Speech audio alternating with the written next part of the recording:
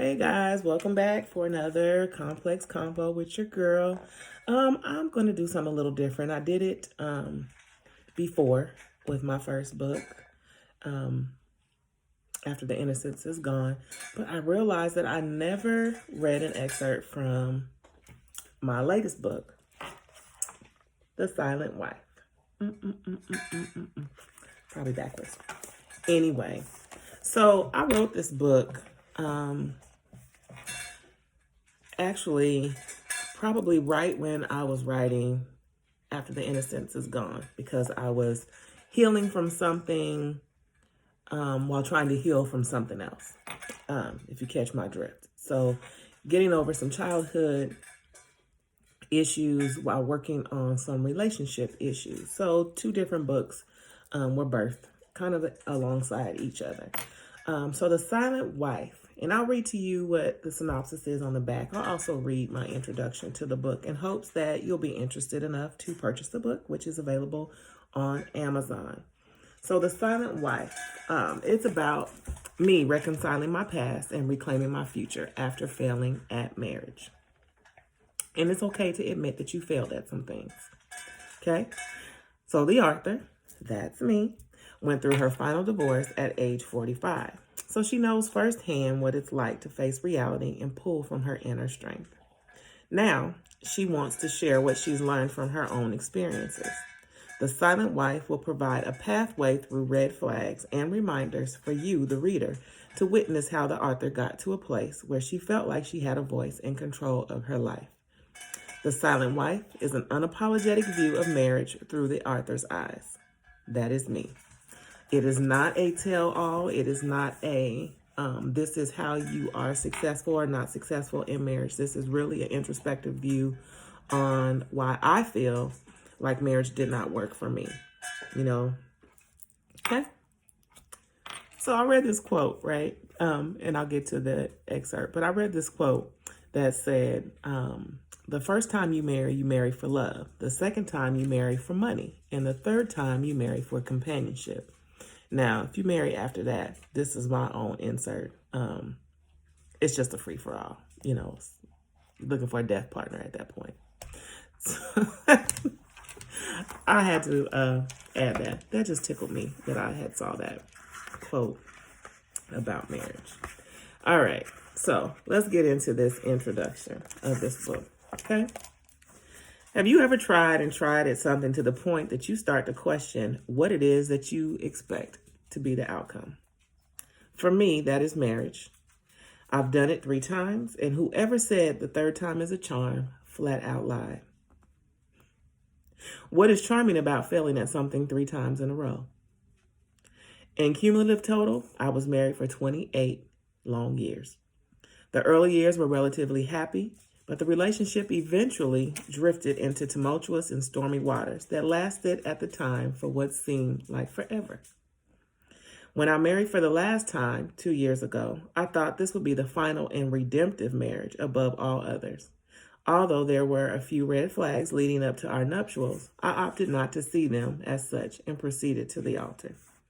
I wasn't entering this union lightly, and unlike my previous 2 marriages, I had some experience under my belt as it relates to communication, problem solving, and fair fighting. I wasn't going to give up easily, but I also pledged to not be a fool any longer than I needed to be in case this whole thing came crashing down. And it did. Within each chapter, you'll see at the end of an event or statement where, in hindsight, I saw red flags or reminders. Red flags are warning signs of severe marital discontent that led to the demise of my marriage. Reminders, on the other hand, are those promises or commitments not met. Those things that your other half says they will or want to do but never do.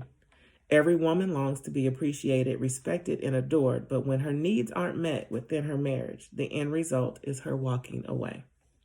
This is my story of how, after 3 tries at making marriage work, have turned me away from the idea of ever doing it again. Now, don't get me wrong, marriage is a beautiful thing, but as Einstein so eloquently put it, insanity is doing the same thing over and over again and expecting a different result. And this birthed The Silent Wife. Now, many people think that when I say the silent wife, that I mean a wife that was quiet, maybe submissive, and did not say or speak up for herself. And in some respect, that's what it was in these three opportunities. I'll call them opportunities. In these three opportunities to redeem my lessons learned from red flags and reminders. Yeah, it didn't work. And I was quiet. I was quiet about my unhappiness. I was quiet about my dissatisfaction, whether it was physically or mental dissatisfaction. But I learned. And so I point out red flags and reminders that all of us, men and women alike, choose to overlook when we're dating, when we're courting, when we are engaged, and when we enter into marriage. And I mention all those different phases because each phase still requires work. And I still say that today. Marriage requires work. There are times you want to quit. There are times you want to walk away, maybe come back. There are times you just want to flat out give up and question why you even bothered to get married in the first place. But it is not my goal with this book to deter anyone from marriage. Again, this is a personal, introspective view as to why I feel marriage did not work for me. And after 3 times, I think I have tested it enough. Am I open to love? Yes. Am I open to companionship? Yes. And that could be lifelong companionship, but marital bliss and the act of getting married, no. So, if you haven't done so, go to Amazon.com, check out The Silent Wife. I'll show you the cover again. Beep. Check out The Silent Wife. If you decide to purchase the book, please come back on Amazon and let me know what you think. Or come back to this video and let me know what you think below. Would love to have you subscribe to my channel if you haven't done so already. Those of you who have, again, thank you. I appreciate you wholeheartedly. Please leave your comments. Let's talk about it. If maybe you haven't read the book or you've heard enough and you have something to share. Again, positive feedback. I am good with agreeing to disagree. You can even disagree with my views, my thoughts on marriage, and why it did not work. I would like to hear those comments below, but it's all about respect. So let's do that. Okay? Till next time, have a good one.